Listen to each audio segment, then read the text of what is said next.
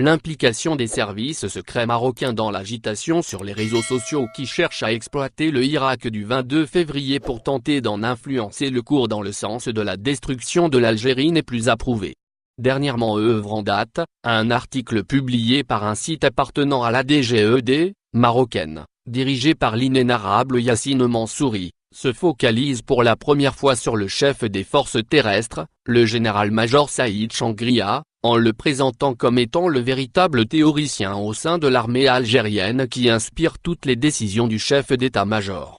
Le site cherche ainsi à pousser les manifestants à se braquer sur le deuxième homme de l'armée de par le fait qu'il commande le plus gros des troupes et est donc le général le plus puissant aux côtés d'Ahmed Gaïd Salah.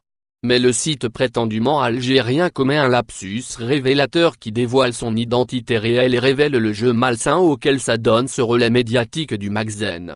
En effet, l'instrument de propagande en question, nous ne révélerons pas son nom pour ne pas lui faire de la publicité gratuite, écorche l'ancien commandant de la 3e région militaire dont il rappelle un discours prononcé lors d'un événement organisé à Tindouf, en soutien à la lutte armée du peuple sahraoui.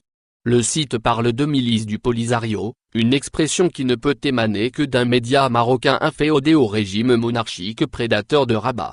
Le site reprend des informations fuitées par Wikileaks. Qu'y a-t-il de secret dans le soutien de l'Algérie et de son armée à la cause sahraoui?